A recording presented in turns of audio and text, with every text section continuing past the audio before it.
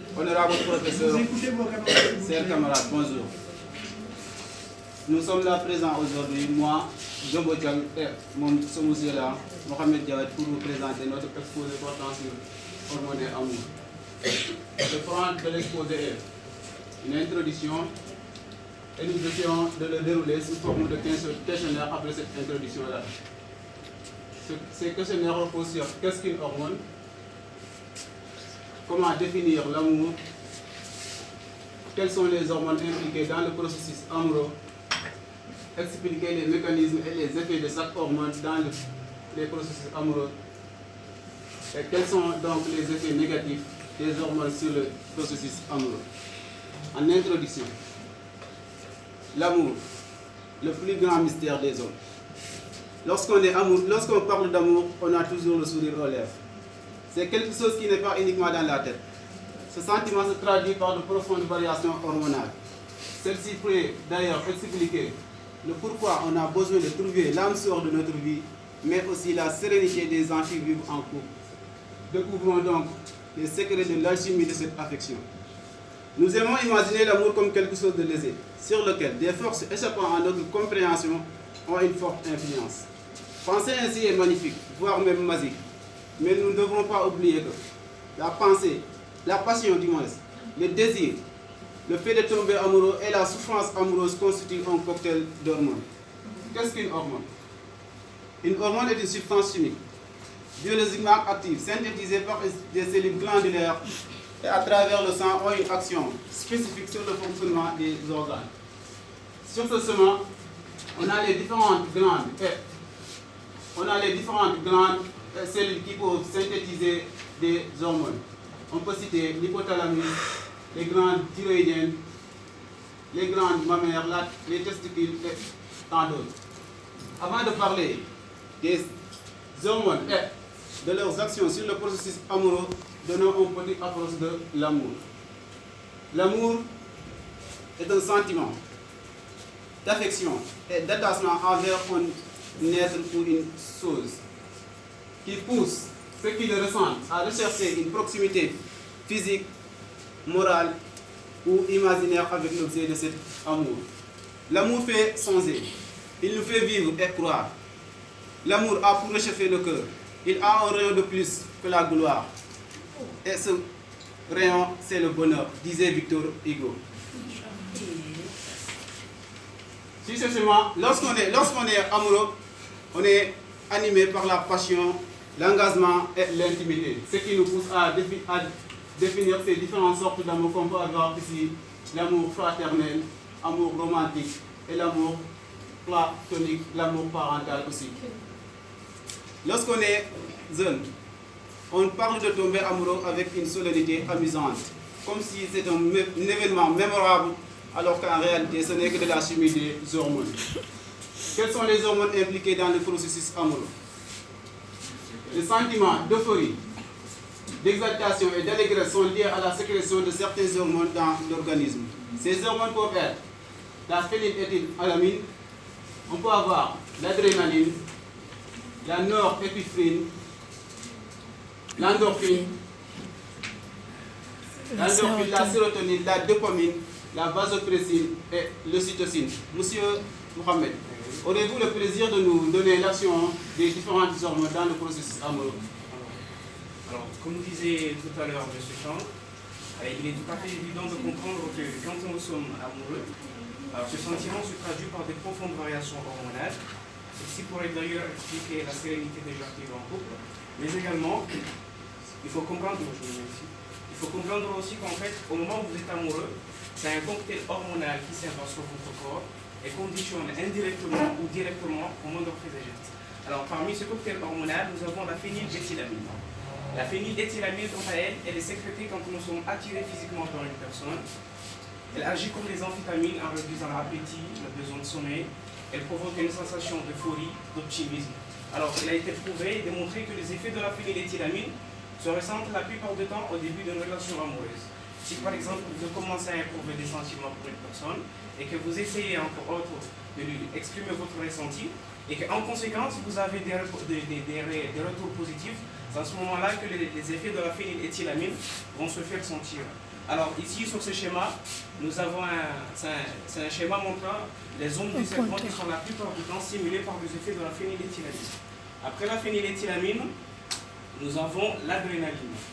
Alors, le taux d'adrénaline à la hausse entraîne une accélération de rythme cardiaque, il entraîne à la fois une augmentation de la pression artérielle, mais également une augmentation de la respiration, mais aussi une vasodilatation et un rougissement du visage. Alors, quant à elle, les effets de l'adrénaline se ressentent la plupart des cas quand vous êtes en face de l'être que vous aimez, par exemple. Ou bien quand vous vous apprêtez à lui déclarer votre flamme, c'est en ce moment-là que les effets de l'adrénaline vont se faire vraiment ressentir.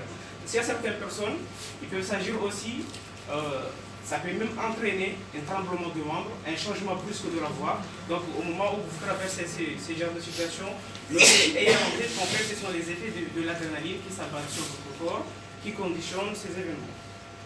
Après l'adrénaline, nous avons la norépinéphrine.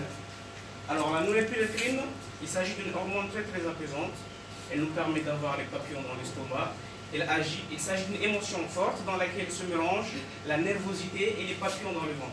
Alors les chercheurs cherchant à définir ou bien à statuer les effets qu'on ressent sous l'effet de la norépinéphrine, ils montrent qu'en fait la sensation qu'on éprouve est similaire à celle que nous pouvons éprouver quand nous sautons en parachute ou bien quand nous faisons des montagnes russes ou bien des manèges. Donc c'est également une sensation très forte.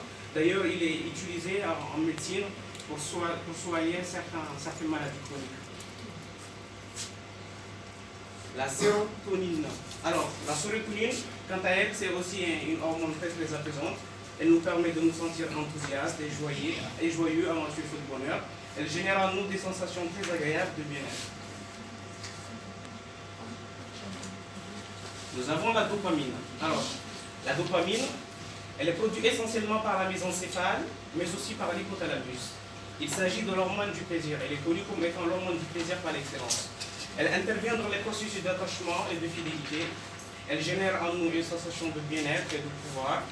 Elle est liée, mais par contre, la dopamine est aussi liée à l'addiction qui peut porter certaines personnes vis-à-vis de leur partenaire.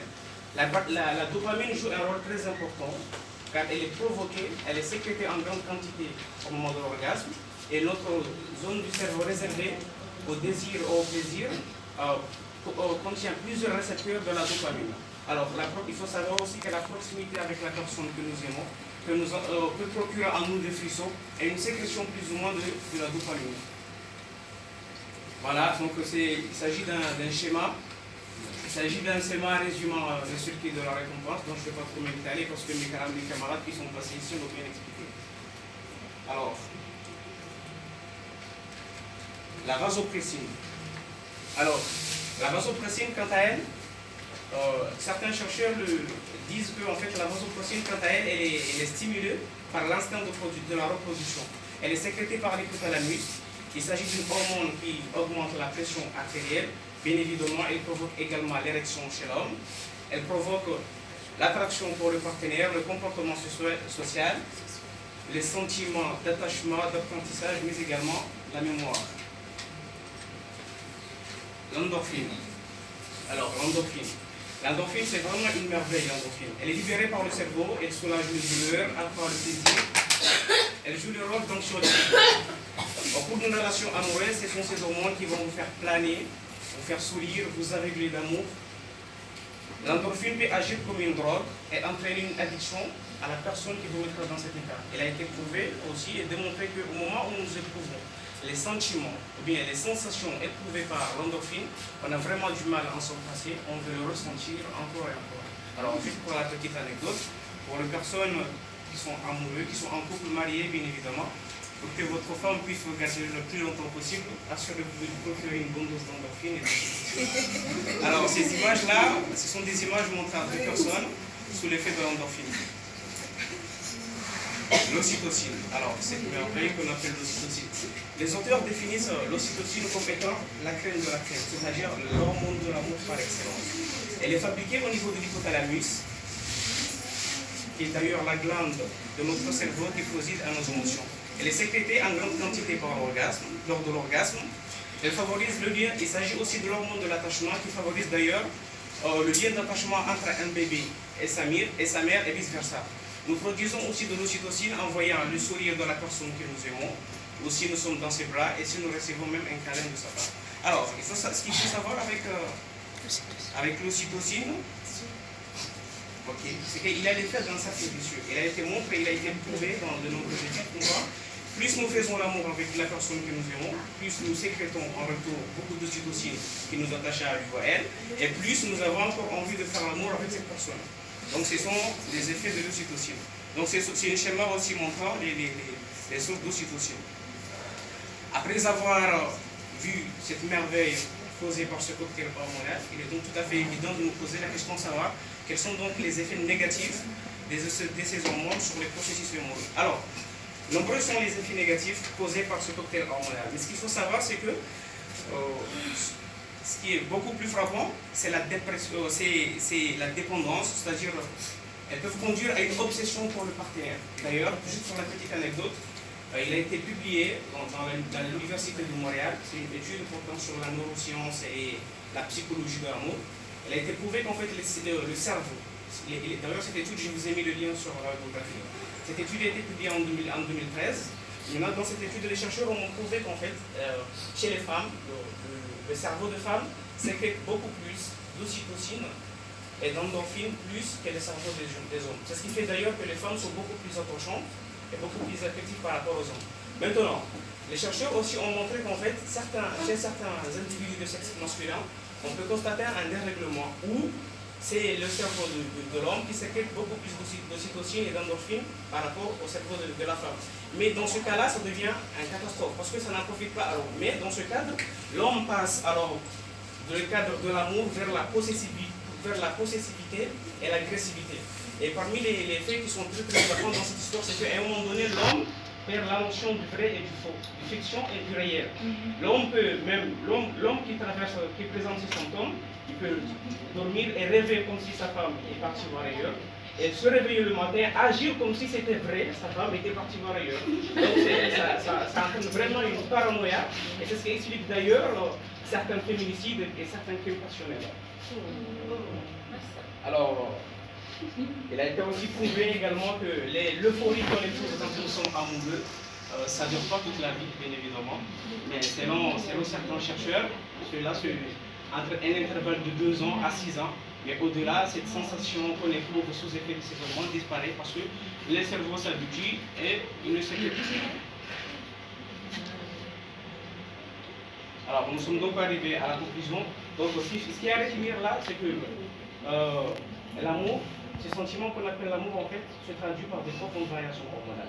L'amour, en tant que tel, désigne un sentiment intense d'affection et d'attachement envers un être vivant et une chose, qui pousse ceux qui le ressentent à rechercher une proximité physique, intellectuelle, voire même imaginaire avec l'objet de cet amour. Donc, au moment où vous êtes amoureux, une cocktail hormonal s'abat sur votre corps, et le chef de file de votre excitation porte le nom de la phényléthylamine. Il est connu comme étant l'amphétamine naturelle de l'amour et du bonheur.